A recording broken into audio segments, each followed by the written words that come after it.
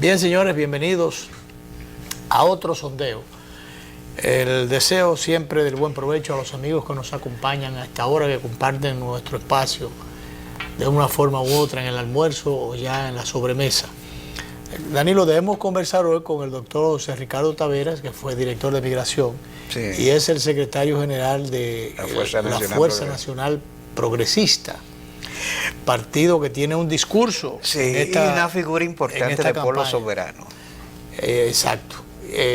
Vamos a ver, debemos conversar el próximo martes, por cierto, uno de los candidatos del Polo y la Fuerza, el apellido Ortiz, que es del equipo de la gente de la iglesia. Sí. Cuando Peregrín era diputado, él, según hoy esta mañana,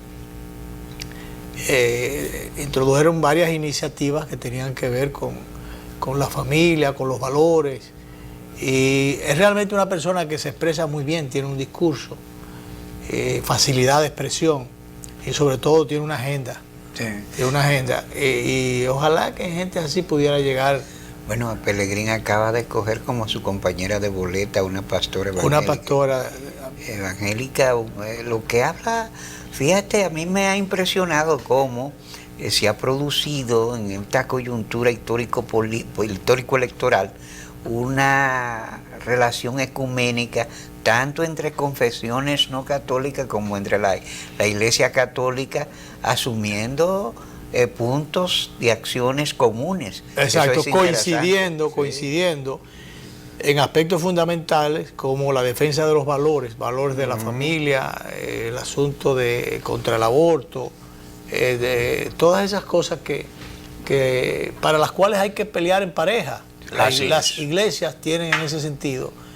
Yo no sé por qué en algún momento alguien de la Iglesia Católica aclaró que todavía no había un acuerdo entre la Iglesia Católica y las iglesias evangélicas después de la presentación de Batalla de la Fe, sí, del pastor Ezequiel Molina, que realmente trazó la raya de Pizarro. Sí.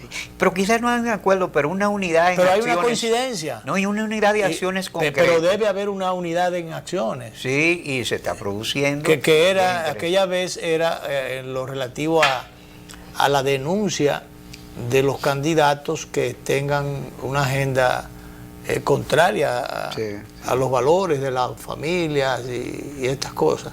Y a defender la patria en su esencia. Y sobre todo eso. Entonces, yo creo que ese acuerdo que se da en la práctica debe ser formal, debería ser formal. Ya la Iglesia Católica en algún momento lo hizo con algunos diputados el que puso en lista negra. Alguna gente podrán criticar eso y decir que es antidemocrático. Antidemocrático no. Ellos fijan su posición y la Iglesia fija la suya. Así es. Eso es todo.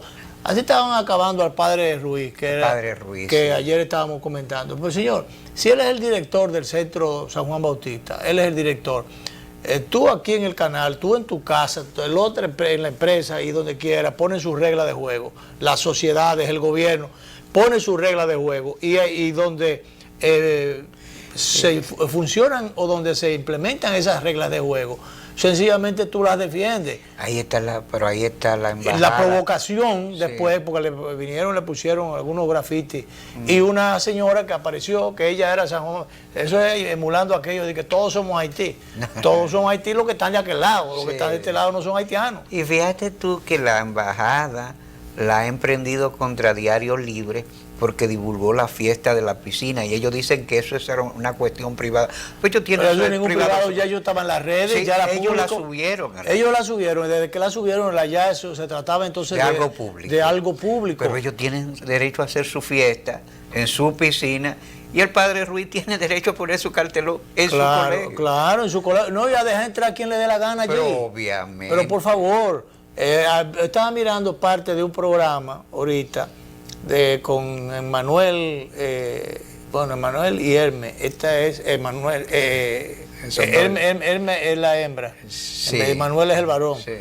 Que tuvieron un programa, ellos comenzaron niños, se hicieron jóvenes y ya son adultos. Ya son adultos. En Radio Televisión Dominicana muchísimos años. Entonces estaban entrevistando, en este caso, al esposo. No estaba la pareja. Sí. Y entonces, estaba... Satterwhite. Cherokee. Bueno, estaban entrevistándolo a él con una traductora y entonces él resaltaba de los millones que produce el turismo gay en los Estados Unidos, millones y millones de dinero, y que entonces ellos lo que han querido es que nosotros aprovechemos en alguna medida esa evolución económica que se produce. Oye, hay algún turismo que uno no lo quiere. No. Si rompe con las tradiciones cristianas, con los valores familiares, con las creencias de la iglesia, las costumbres, las esencias de esta nación, hasta que las cosas se cambian, pero mientras sean así hay que respetarlas. Y sobre todo cuando están asignadas en la Constitución de la República. Entonces, bien hizo la carta reciente de los obispos en resaltar que no se trataba de un ataque en lo personal al embajador y a su compañero, sino realmente de un asunto de respetar los valores, respetar la Constitución y respetar a la familia o las normas nuestras, porque sencillamente nosotros no vamos como dominicanos a querer cambiarle las cosas. A cambiar las cosas allá, no. Al contrario. Además, yo te voy a decir una cosa, el embajador incluso hasta simpático, yo creo que él en sentido general es una persona afable, agradable, que yo creo que en el plano personal se maneja bien, sí, y en principio él cayó muy bien. Muy bien. Él cayó bien.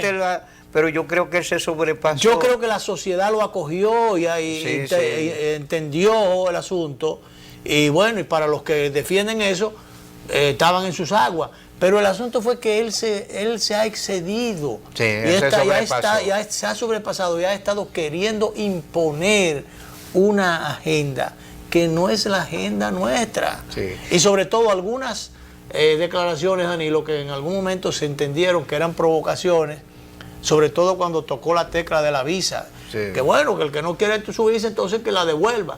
Pero es que no había necesidad. Ese no era el punto. Ese no era el punto a tocar, ni tampoco la forma de manejar las cosas, porque bueno, al que haya que negársela, que se la nieguen, pero al que ya se la dieron, ¿cuál es el problema de relacionar una cosa con la otra? Sí, además tenemos un punto de vista diferente. Mira, Luis, en otra dirección, Roberto Rosario, yo lo conozco, nunca tuvimos esa relación profunda, porque los izquierdistas éramos sectarios, muy sectarios. Uno iba por la izquierda y otro por la derecha. No, éramos sectarios, estábamos en izquierda. No tenían punto de sí, donde coincidir. Y él pertenecía a una facción que era diferente a la mía y eso casi nos hacía distantes y enemigos, pero él es un hombre de mucho valor, muy mesurado, ha hecho un gran trabajo. Y yo creo que ante lo que plantea Julito Jacín, eso lo hace crecer. Julito Jacín dice que el juez que estaba, y que para mi parecer sigue amenazado. Se había mantenido sí, en secreto. En perfil bajo ese dato. No sé por qué él soltó el dato, para qué lo hizo público, porque en definitiva... Si el agraviado no lo dice, yo supongo que el juez Rosario, para no crear una situación de escándalo ni nada de eso, prefirió manejar las cosas con las autoridades, claro, los organismos yo no sé para qué él aportó ese dato público, porque ya de todas maneras eso entonces lo que viene a crear un poco de tensión. En el ambiente electoral, que de por sí ya ha tenido algunos ingredientes. Pero pero sí te dice a ti que hay gente todavía desaprensivo, que tratan de enturbiar el agua de un proceso que es altamente transparente, muy eficiente y bien organizado. Pero esas cosas molestan también. A lo mejor le gustaría a la Junta que tenía en otros tiempos, cuando después de la de Morel Cerda, otra junta que hubo ahí que realmente, la Junta del PPH, vamos a decirlo bien claro. Que resolvía cosas después de comerse un puerquito. Claro, entonces, así no. Entonces, allí se manejan las cosas con otro criterio. Y ha recibido el reconocimiento el reconocimiento de la mayoría de los sectores sensatos del país. Yo creo que sí. Y eso se ha profesionalizado, se ha descentralizado, se ha manejado de una forma muy diferente. Sí, no. Incluso la jurisprudencia que ahora maneja la Junta podrá disgustar a muchos, pero ha sido coherente y en una dirección de lógica jurídica. Claro, haciéndolo con responsabilidad, no importa cada partido que se sale de la raya, y entonces el partido oficial, el partido que sea, porque en otros tiempos cabían todas las complicidades, no importa qué cosas estuvieran irregular. Y ahora sencillamente la Junta ha dicho, no, si esto no se hizo como dice el librito, sencillamente devuelven esa candidatura. En eso han estado envueltos los distintos partidos, o la mayoría de los partidos, no todos, pero por lo menos los principales que se supone que deberían cuidarse. Por ejemplo, tú dices la Junta del PPH, yo recuerdo que para una consultoría que tuve, escribí un hecho, antes de que se conociera una situación que presentó Atuey, que lo orillaron y lo sacaron del PRD. Esa junta falló a favor del Partido Reformista en una forma que se aplicaba la misma lógica jurídica. Exacto. Tenía que darle ganancia de causa. Exacto, porque ya entonces, porque ya había, para los fines, entonces ya había jurisprudencia sentada. Si de esta forma fue que se falló con respecto al Partido Reformista, ¿por qué en la misma dirección no se falló en favor de Atuey? Realmente, y yo estaba ahí en ese momento, quien hizo la convención valedera fue Atuey. Ahí participó en esa convención doña Milagro, Alburquerque, ahí participaron la mayoría. Solamente Hipólito fue el que metió toda la presión y dijo que él le haría su convención él solo entonces. Y entonces, bueno, de todas maneras, y se la validaron, hicieron otra convención y se la validaron. Y sobre esa convención totalmente espuria fue que él validó su candidatura, porque claro, tenía una junta para eso. Y sobre esa base, vergüenza. Y sobre esa base también entonces se tuvo que ir a Atuey de Can antes de que lo sacaran del PRD, porque era el poder, era con el poder que estaba chocando. Y ya dijo alguien más adelante que se había impuesto, le había derrotado el poder, el Estado. Entonces, bueno, aquella vez Atuey se embrujó con el Estado y con todo. No, como decían ellos, le pasó la guagua de la relación. Acuérdate que era la guagua de barro. El tren. Era un tren que pesa más todavía. Sí, era un ferrocarril entero. Bueno, ya tenemos a nuestro invitado en la planta, el doctor José Ricardo Taveras, el secretario general de la Fuerza. Se dice Fuerza Nacional Progresista. No, hay una sola, porque hay otra gente que tiene mucha fuerza, pero Fuerza es la Fuerza Nacional Progresista. Y tiene responsabilidades ahora en las candidaturas de la Fuerza y del Polo Soberano como secretario general, de manera que vamos a ver por dónde andan las cosas. Vamos a la primera pausa para darle entrada a nuestro invitado y entonces entramos ya formalmente con él. Vamos a la pausa.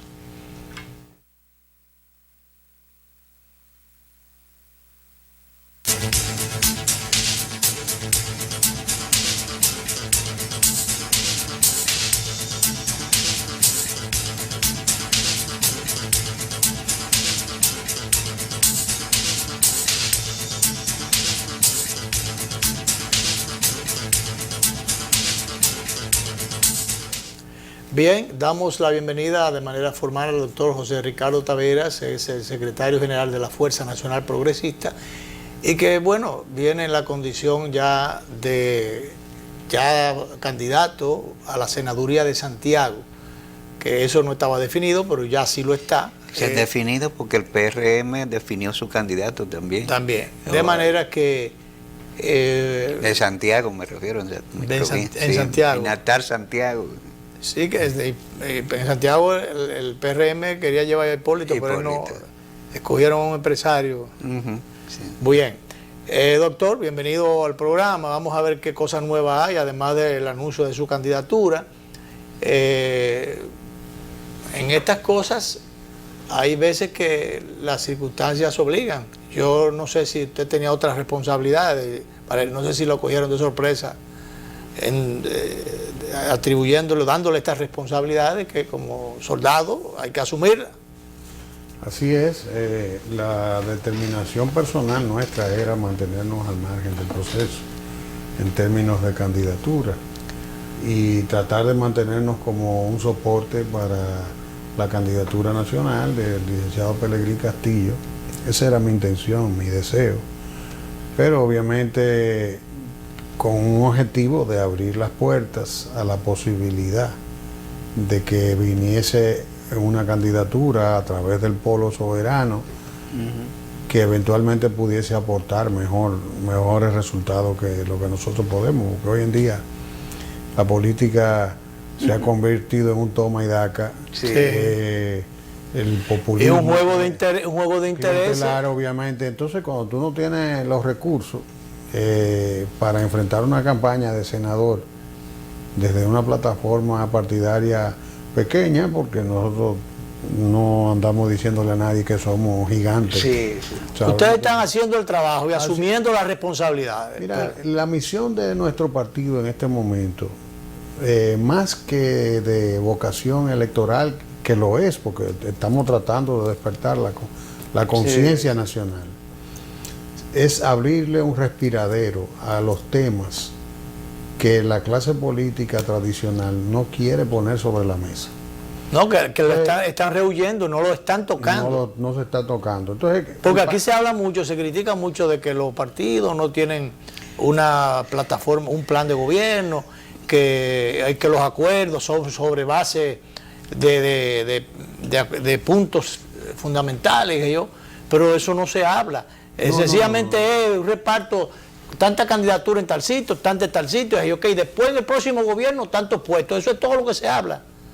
No, y fíjate, esta es una campaña totalmente insulsa y sosa, desprovista claro, de toda sustancia. Sí, el debate es cero, que yo he estado diciendo que qué es lo que hay debate, que hay que debatir, no hay nada que debatir. En un momento sí, en que los graves problemas que acechan al país ameritan que su clase política y que su población vote de manera edificada. Si tú te pones a mirar, vamos a hacer un paseo rapidísimo por los temas de crucial importancia. Mira, endeudamiento, o sea, déficit fiscal. De eso no se habla. Entonces, ese tema está ajeno. O sea, desde el año 2000 para acá, la República Dominicana ha estado sustentando el financiamiento de su presupuesto sobre la base de emisión de bonos soberanos. Hemos mantenido una imagen adecuada en el plano de la comunidad financiera internacional, porque se ha ido manejando el tema y se ha estado pagando el servicio de la deuda, pero el servicio de la deuda está creciendo de una manera peligrosa, a un punto de que ya podemos decir que estamos en alerta amarilla, en el sentido de que en cualquier momento nosotros podemos nuestros bonos pueden pasar a ser bonos chatarra. Todos los economistas están alertando con ese tema, y obviamente eso colocaría la situación del país en una situación. Aquí no se está debatiendo ese tema, con la irresponsabilidad que conlleva el hecho de que tú y todos los pactos de que se hagas el financiamiento del presupuesto con ese mecanismo, en vez de sentarte a hacer una reforma fiscal integral. Porque eso se convierte en un círculo vicioso, va aumentando cada vez más. Porque no da votos. Entonces el pueblo dominicano tiene que sentarse a mirar a sus dirigentes con responsabilidad. El pueblo dominicano, doctor, que esté consciente, porque Juan Bosch dijo, y eso sigue siendo así, que este era un pueblo sin una educación política. Y realmente eso sigue siendo así. Pero los que tienen conciencia tampoco están un porcentaje minoritario es el que tiene educación o información para poder manejar esos temas, pero entonces no tienen la responsabilidad de abordarlos. Ese es el problema. Entonces, fíjate, ese tema es grave, porque desde el 2000 para acá no ha habido un solo presupuesto que no haya sido financiado en su déficit con bonos soberanos. Sí. Entonces, ¿qué significa eso? Que tenemos retraso grave en el tratamiento de una reforma fiscal integral que lleve a la República Dominicana a tener el presupuesto que su economía demanda, sin que haya un déficit que sea necesario financiar de una manera tan peligrosa como la que ya prácticamente estamos en proceso. Tenemos el tema de la seguridad ciudadana. Y cuando tú te miras los candidatos de todos los partidos, en un tema tan grave que conlleva un abordaje integral, incluso de mediano y largo plazo. Involucrando a toda la sociedad, porque ese tema, alguna gente de la oposición lo ha querido politizar. Yo entiendo que ese es un tema nacional, claro que si sí. mañana puede ser cualquier gobierno que no fuera el que está, entonces sencillamente va a lidiar con ese tema y entonces ya no puede echarle la culpa al que está, sino afrontarlo. Es que hay un daño estructural, claro, cuyo abordaje debe ser, yo diría que sistémico, y tiene que ser integral, porque no solamente involucra el elemento de carácter policial. Y tú oyes los candidatos hablando de oposición y la misma gente de gobierno con un abordaje subliminal, de burbuja. Claro. Entonces, no estamos haciendo un abordaje serio del tema, ni hablándole al pueblo cómo ese tema tiene que ser abordado. Pero ¿tú tampoco crees? la El principal transparencia. candidato de oposición lo que te dice, vamos a aumentarle el salario a todos los policías. Sin decir de dónde van a salir los de... A $500. Tú sabes que eso no es posible. Que eso no es posible. Eso no es posible. Eso es una demagogia. Eso es demagogia, eso es inviable. Ahora, si tú me dices que el tema salarial, no solo del sistema policial, tú tienes que abordar el sistema salarial del sistema de los policías, de los fiscales, de los jueces, las condiciones de trabajo. De todos los sectores, porque inmediatamente tú le mejores las condiciones a un sector, va a venir la demanda de todos los sectores. Ese tema ya lo abordó el gobernador del Banco Central, en 2 ocasiones lo ha hecho, de que hay que derramar, que el asunto, si hay crecimiento económico, debe haber un derrame. Eso es un tema, eso es otro tema grave que está ausente, pero el tema de seguridad que le preocupa tanto a la ciudadanía.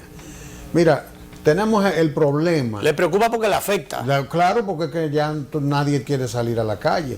Déjame explicarte. Tú no puedes decir que le vas a resolver el problema al país aumentando los salarios. Ese no es el problema, estrictamente no es.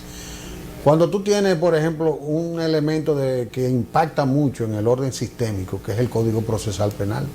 Claro. El Código Procesal Penal, aquí no ha habido los pantalones ni siquiera de desaparecerlo, que si fuera por mí lo cogemos y lo metemos en una plaza pública y lo quemamos. Pero tampoco ahora, doctor, tampoco se dice que la propuesta de modificación, que se integró una comisión que presidía el doctor César Pina, introdujeron al Congreso las reformas, las modificaciones que hay que hacerle, y ahí las tienen engavetadas. Mira, yo quisiera un día de esto volver con ustedes a hablar sobre el Código Procesal Penal. Podemos hacer un programa para que ustedes vean los vicios estructurales. El doble grado de jurisdicción no existe, porque no existe el principio que existía antes del quantum devolutum, quantum appellatum. O sea, el caso no vuelve a ser conocido por segunda vez, sino lo que se hace en apelación es hacer un juicio a la sentencia. Sí. Si fue bien o mal aplicado el procedimiento o no. Eso es todo. ¿Tú sabes cuántos rebeldes tiene el sistema? Sí. Más de 40.000 personas que tienen medida de coerción. Que están en la calle. En libertad. Que nunca más han vuelto. Entonces tú tienes un problema ahí. Y mira que se decía que con el código, que era justamente un elemento para que nadie escapara del alcance de la justicia, y sin embargo no es así. No, todo lo contrario. Tú tienes más de 40.000 rebeldes. Garantista el código, pero garantista para los delincuentes. Entonces se ataca a los jueces. Como, ok, hay problemas en el sistema de justicia. Pero no es, es que ese código convirtió al juez en un tercero imparcial que no tiene capacidad ni iniciativa y cuya íntima convicción no juega ningún papel en el proceso. ¿Eso se descartó? Eso está, no, lo prohíbe el código. Lo prohíbe. O sea, todas esas cosas, entonces vamos a sentarnos a analizarlas. Si tú quieres, eso es un elemento crucial para... No, claro. Yo te dije... Y ellos, como si no son, le pegamos fuego. Ahora, no lo hagamos. Ya que lo tenemos, ya entonces... está ahí. Lo hemos enfrentado con la vida, como dice el maestro Jiménez de Azúa. Y ya hemos visto que es deficiente, pues entonces vamos a modificarlo en las partes. Robustecerlo en las partes. Para hacerlo más efectivo. Sí. Eso no lo está abordando ninguna candidatura en este país. Claro. Y es un tema crucial, transversal. Para la cuestión del tema de justicia vital. No, entonces se quiere desarrollo de los poderes públicos. Se quiere atacar. El tema es tan serio, el tema de la seguridad ciudadana, que cuando tú buscas las motivaciones profundas de todos los crímenes que se están, en los cuales hay muchos jóvenes involucrados, a veces te asaltan y matan a una persona para comprarse unos tenis de marca. Entonces, tú estás viendo que el elemento cultural, cuando tú tienes el dembow y la cosa en los barrios, una cultura de una cosa de esa que te dice, tú estás en chata y yo estoy en blue.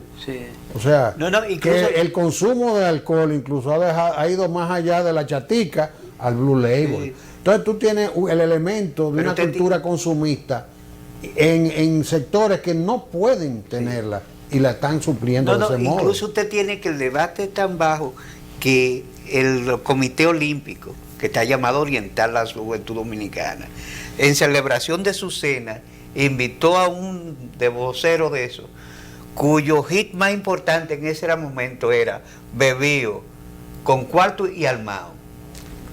Y ese fue el artista que invitaron. Ese fue el artista que el Comité Olímpico invitó a la cena. Vaya nuestra crítica para los amigos que dirigen esas cosas.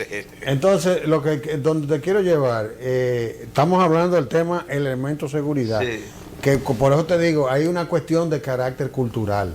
La sociedad dominicana puede seguir permitiendo que su juventud, que sus elementos sean bombardeados por una cultura consumista a los niveles del primer mundo, una sociedad pobre como la nuestra. O sea, pero doctor, no hable de bombardeo a la juventud. Vamos a hacer la pausa, porque aquí hay muchos otros bombardeos a la juventud, desde los cuales están tirando tiros y ráfagas de distintas direcciones, irresponsablemente no defendido ese tema por algunos sectores que deberían abrir su boca y no lo están haciendo. Estas son las elecciones del silencio. Del silencio. O de las irresponsabilidades. Y no descalifico a nadie, O sea, el que le quepa el traje o el sombrero no descalifico a nadie en particular. Lo que me duele es ver en general los temas ausentes y la población, que es peor, sentada, no reivindicando eso. Claro. Porque si la población demuestra que está decidida a que definitivamente hayan definiciones por la clase política, se toman las definiciones. Pero claro, está sentada. ¿A dónde vamos? Doctor, vamos a la pausa final. Volvemos con el doctor José Ricardo Taveras, nuestro invitado, candidato a senador por Santiago por la Fuerza. Vamos arriba.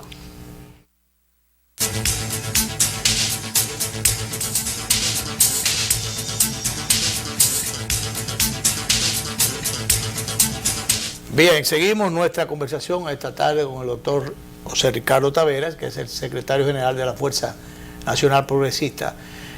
Doctor, las expectativas estaban de un sector importante de electorado en estas elecciones, que usted dice que le falta un poquito de sabor. Ya Danilo y yo habíamos dicho algo de eso hace un par de días.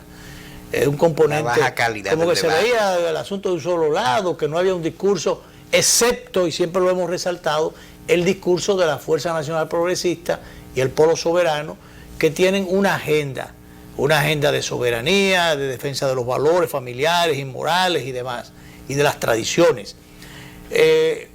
Yo no sé, porque este es un pueblo a veces complicado. Yo recuerdo cuando en una oportunidad se elaboró una fórmula de dos regias personalidades, cual de los dos más serios, uno todavía está vivo y el otro murió, dos César Nicolás Penso y César Estrella Sadalá. Yo creo que votaría si acaso su familia por ellos. Sí. Dos templos de echados de virtudes y de honestidad, de integridad. Y bueno, nadie votó por esa gente. Entonces ahora está la Fuerza con un discurso, ante una ausencia de discurso de los otros partidos. Entonces yo quisiera saber cuál es el crecimiento o hasta dónde realmente ustedes esperan, como yo he oído a alguna gente que dicen, bueno, yo voy a votar por la gente, por Pellegrini, yo voy a votar por Vinicito. O sea, yo he oído gente diciendo, inclusive en algún momento gente del PLD. Entonces, hasta dónde el discurso ha ganado terreno, pero, ¿qué diría yo? No ha estado acorde con las responsabilidades que ustedes se han echado y con la realidad que ustedes están planteando, con la claridad con que lo han estado planteando. Porque ese tema del discurso, por ejemplo, del embajador norteamericano, ese tema de la frontera y las posiciones irresponsables de Haití y de la comunidad internacional con el respaldo de las agencias internacionales, ese no es un tema fácil y ustedes le han dado en la diana y hay otros que han dado la callada por respuesta.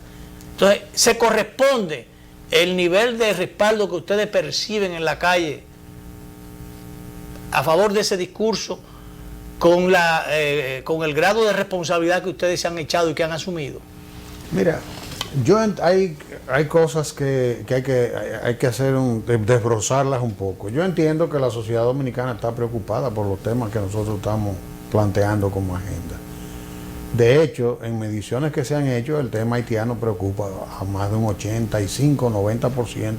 Preocupada, pero no hasta el nivel de convertir eso en voto. El problema es que la sociedad dominicana no ha logrado todavía el nivel de madurez, de tener conciencia para asociar de eso, su poder, de para su ejercer. poder. Entonces la población dominicana no tiene conciencia todavía. Nosotros estamos en el estadio de las elecciones carnaval, una checha, una fiesta. Entonces lo hacemos todo y eso es bonito, que haya la alegría, que haya un merengue y que todas esas cosas. El pueblo dominicano es así. Que no haya violencia, ahora, pero que haya fiesta y todo eso. El problema del ciudadano reflexivo respecto a que pueda decir, no, yo me voy a orientar donde estén estos temas. Fíjate antes que, a eso llamábamos la masa silente, que era pensante, reflexiva, que se iba en esa dirección y que por demás decidía las elecciones. Así es. Pero eso se ha deteriorado mucho. Ahora, si tú te pones a mirar hacia dónde va el mundo, estos temas que nosotros estamos planteando. El mundo está vuelto loco. ¿Quién sabe para dónde va el mundo? Óyeme, estos temas que nosotros estamos planteando están preocupando a los electores de Europa y de Estados Unidos. Por ejemplo, Angela Merkel, que es uno de los liderazgos más sólidos que hay en Europa, ahora mismo está tambaleándose porque tiene una actitud flexible con el tema de los refugiados sirios. Sí. O sea, con la migración, el proceso migratorio ha llegado a niveles de que ya John Kerry declaró que era una cuestión de subsistencia para Europa. Y la Merkel ya incluso bajó y que la OTAN se iba a involucrar en la defensa de las fronteras europeas. Yo no sé si ustedes vieron esa declaración. Sí. O sea, cuando tú ves la OTAN, porque le llegó 1 millón de migrantes. Porque le llegó, y ellos ven como nosotros. Y a nosotros, ¿cuántos ratos hace que nos llegó ese millón y pasó de ahí? Exactamente. Que llegó el comandante... El jefe del comando. El jefe del comando sur a decir, ya a esa gente no le cabe un haitiano más. Bueno, pero aquí no, el elector dominicano como que no se está dando cuenta de eso. Entonces yo lo que digo, ellos se están quejando de eso y la OTAN se moviliza en la protección de la frontera europea y el elector dominicano no está exigiendo definiciones con el tema. Entonces, yo no quiero entrar en crítica contra nadie, pero yo entiendo que hacen falta definiciones profundas. O sea, es un tema que hay que abordarlo con bisturí, sin ser anti-haitiano, porque el tema es de abordaje internacional. Entonces, hemos tenido el flanco débil de que los gobiernos dominicanos no hemos estado reclamándole a la comunidad internacional que se involucre en la redención de Haití. Y eso es grave. Claro, porque se denuncia... El elector dominicano, en este momento, según se expresan las encuestas, no está preocupado por ese tema. Y el gobierno... A nosotros no nos importaría. El gobierno ha asumido, doctor, ha fijado su posición en un momento, pero el asunto es que esos organismos internacionales son reiterativos en sus propósitos. Entonces parecería que habría que estarlo cantaleteando. Ese discurso, como resalta el doctor Castillo, del presidente Medina en La Habana, debería ser reiterado en la práctica. Si el presidente asumido, porque mira, no es radicalizar la posición frente a los haitianos, pero por supuesto que no, ni tampoco contra la comunidad gay, como han querido algunos plantear. Aquí lo que hay que hacer es ordenar el proceso migratorio. Claro. Incluso yo, cuando era director de migración, siempre decía que cuando se tratara de trabajadores temporeros, la República Dominicana debía ejercer una opción preferencial por los haitianos. Porque yo decía, en vez de traerlos de Nicaragua, por ejemplo, Sí. que podrían venir aquí a recoger café, normalmente vendrían. O sea, como se van a Costa Rica. O Y de hay Bolivia, posibilidades o de Bolivia. de importación de mano de obra de Centroamérica. Entonces yo decía, no, una opción preferencial por los haitianos, ¿en qué sentido? De que vengan, recojan y se vayan. Claro. Para que nosotros ayudemos a mitigar el hambre del vecino. Vayan o vienen y se van. La posición de nosotros no es contra los haitianos. Vienen y se van. Al contrario, es para la redención del pueblo Claro, haitiano. vienen y se van, pero de manera organizada, que se sepa cuántos son, dónde están. Exactamente. Pero el problema es que se quiere unas fronteras abiertas. Eso en la eso es lo práctica, que no puede eso ser. es lo que se quiere y lo que no puede Porque ser. lo que quieren tener siempre es un haitiano mendigo. Sí. O sea, no quieren un pueblo redimido, lo quieren mendigo. Entonces, eso no puede ser. Porque ahí vamos a un aspecto que concierne mucho al pueblo dominicano. El mercado laboral, los salarios, que ustedes se referían ahorita. Nosotros tenemos salarios de base de 1990, con precio del 2016.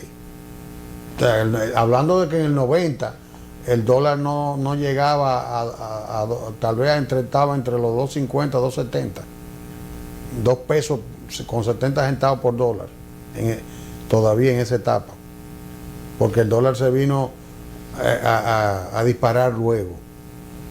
Entonces ahí viene el tema de que en la República Dominicana tenemos un mercado laboral con la presencia masiva de una mano de obra indocumentada, ilegal, que ha ingresado al país regularmente. Entonces está gravitando en el mercado laboral y tiene deprimidos. Está gravitando en todo. El mercado laboral está gravitando en nuestras leyes, en nuestra soberanía, en nuestras reglas de juego, porque está adquiriendo derechos. ¿Tú crees que aquí va a haber ordenamiento del mercado laboral? Ese 55% de informalidad en el mercado laboral, ¿a qué tú crees que se debe? A esa presencia masiva de mano de obra extranjera. Claro. Y mientras que no hay cumplimiento del 80-20 aquel que famoso. Mientras tú tengas un mercado laboral que en un 55% se expresa en la informalidad, y tú tengas esa mano de obra masiva invadiendo los sectores que generan trabajo masivos, como son la construcción, la agropecuaria, el turismo, porque ya el turismo y el ámbito profesional, porque tú te vas a los hospitales y están llenos de médicos haitianos también. Doctor, ya que usted entonces, cuando tú tienes una situación de ese nivel, ¿tú crees que aquí va a haber un equilibrio de los salarios con una distorsión de esa naturaleza? Todo lo contrario, porque el dominicano pasa a ser un ciudadano que está discriminado en su propio país laboralmente. Doctor, ya que usted tocó el tema o la tecla migratoria. Por tocarte 3 temitas, y si quieres seguimos. La tecla migratoria. Yo en algunas ocasiones he tenido que aclararle a alguna gente, porque a la Fuerza Nacional Progresista y a la familia Castillo, y en este caso hasta la Tavera ahora, le atribuyen que, bueno, tanto que hablaban del tema haitiano, y cuando le pusieron en su mano el asunto no lo resolvieron, creyendo que un director puede resolver un problema tan ancestral como un asunto de Estado. Que es un asunto de Estado donde tienen que intervenir el Estado mismo a través de sus distintas instituciones, sobre todo con los controles. Y le han querido tirar el muerto a la fuerza sabiendo o ignorando más bien, pero sabiendo uno. Todo lo contrario, el paso nuestro por ahí. Claro. Sentó las bases para que el ordenamiento migratorio sea posible. Ahora, para que comenzara por lo menos. En primer lugar, migración no es responsable de la seguridad de la frontera. Esa es otra, o la primera. Son las Fuerzas Armadas, número 1, para comenzar. No, y en la Fuerza Armada hay de todo, porque puede bajarse una línea, sí. No dejen pasar a nadie, pero los que están por allá cobran su peaje y el ministro no lo sabe. Sí, pero número 2, así es, pero bueno, pero estamos hablando en el plano institucional. Claro. Porque también en migración pasan muchísimas cosas que los directores no saben. También. Entonces, eso es general. Pero por ejemplo, la migración, la dirección de migración lo que tiene es la responsabilidad del control de los pasos autorizados. Que el que pasó por ahí tiene necesariamente que tener una visa y un pasaporte. Claro. Y en mi gestión eso fue bastante complicado. Ustedes se recuerdan la crisis que hubo en enero del 2012 o del 2013, o en enero del 2013, cuando yo paré a Regino ahí con 7.000 haitianos atrás. Sí. Que se armó una crisis pesada. Que incluso usted fue una medida muy valiente, porque el padre Regino, que es un alma buena y todo, pero ha hecho cosas terribles. Buena para algunas cosas, sí, pero dañando. Como bloquear el puente, sí. Como bloquear el puente con haitianos ilegales, eso que fue, no lo pudo lograr estando usted en su... Porque yo me le paré ahí. Sí, sí. Entonces, todo lo contrario, lo que correspondía a migración se hizo perfectamente. Eso era un tráfico de ilegales que tenía. Bueno, pero claro, él se estaba reuniendo, pero yo lo estaba siguiendo. Digo, desde que Regino cruce para Haití, avísenme. Entonces, ya después de eso, más nunca con el evento. Ahí se acabó. Eso era una tradición todos los años, hasta ese día. Pero Regino ya no reina. Regino lo sacaron como al mes y pico de ese evento. Sí. De Dajabón. Está en otra, tengo a Yubín, pero es una buena persona, no estoy hablando mal de él. No, excelente ser humano. Él hace un trabajo de cristiano, humanitario. Sí, sí. Pero equivocado. Es lo que yo pero equivocado porque va contra las normas del Es lo que yo le dije a él mismo y se lo dije al obispo de Mao, Montecristi, que le dije, se lo dije a Regino, a los dos se lo dije. Pero le dije, mire, la frontera no es Sánchez. Cuando Regino se metió en Sánchez a buscar tierra para campesinos, que yo cuánto, una tierra para que se parcelaran para reforma agraria, y metieron presos cientos de campesinos que lo estaban acompañando. Yo fui uno de sus abogados. Entonces yo fui a ayudarlo. Sí. Pero yo le dije ese día, digo, mire, la frontera no es Sánchez, es un tema más complejo. Eso no puede ser. Y ahí se acabó ese tema, más nunca se ha vuelto a dar ese incidente. Entonces, nosotros cumplimos con nuestro deber. Ahora, lo que le hace falta al país, un presidente que sea un buen director de migración, y un buen jefe de Fuerza Armada, y un buen ministro de Relaciones Exteriores. Que tenga el control de todas esas instancias. Óyeme, si yo digo que tú tienes un presidente que agarre esas tres instituciones, más bien la presidencia que la ejerza, con un sentido de abordaje profundo de este tema. La migración, Fuerza Armada y Ministerio de Relaciones Exteriores son 4 instituciones indispensables para el abordaje del tema haitiano. Porque el tema haitiano, lo que radica el problema es, primero, un control adecuado de la frontera. Porque si tú no tienes un control de la frontera, ¿qué tú haces? Tú sacas 200 y se te meten 1000. No, en la frontera fuimos muy exigentes en mi gestión con el pasaporte y la visa. Ahora, tú no ganas nada si tú tienes cónsules que están vendiendo la visa. Claro. Haciendo negocios. La visa, si la visa es legal. Ahí hemos sido realmente esa reforma del sistema. Y aún con eso fuimos muy rudos. Sí. Porque cuando don Carlos Morales en Troncoso, que en paz descanse, mi querido amigo, a quien yo distingo. Yo he resaltado muchas veces. Nos decía, están autorizados a emitir hasta la número tanto. Todo lo que se emita de ahí en adelante son ilegales. Están emitidas fuera de la planificación de Cancillería. Y nosotros, tú sabes qué hicimos en migración, todas las visas emitidas por cónsules dominicanos que excedían la cuota que había dado Cancillería, nosotros le negábamos la entrada. Mira, yo desconocí ese dato. Que tú sepas.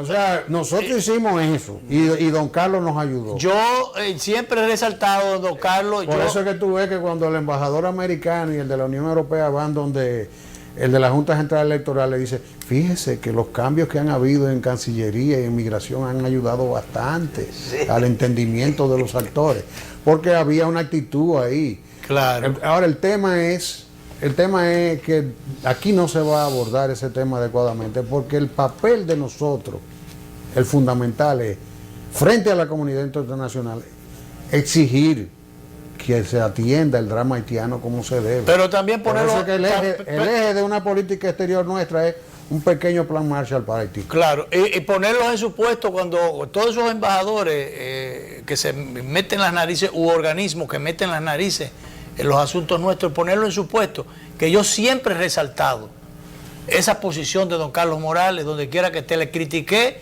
la gestión administrativa de Cancillería, que eran cosas que a veces él no las hacía, pero las permitía, o dejaba que otras manos cercanas las hicieran. Pero en lo que tenía que ver con la defensa del interés nacional, él ponía en su puesto a cualquier embajador atrevido. Lo hizo varias veces, sin tener que pedir permiso ahí arriba. Él fijaba su posición. Y eso ha estado faltando. Si el tiempo se acabó, pasó volando. Sí, así es. Gracias, doctor, por estar con nosotros. Aquí una pequeña cápsula de lo que debiera en el debate electoral. Desgraciadamente no está. Y mira que en términos personales, mi distinción para todos los amigos del gobierno, del presidente Medina, el candidato Luis Abinader, pero no estamos aportando al crecimiento. No estamos aportando. Gracias, doctor. De la ciudadanía dominicana. Vamos a repetir esta conversación. 12.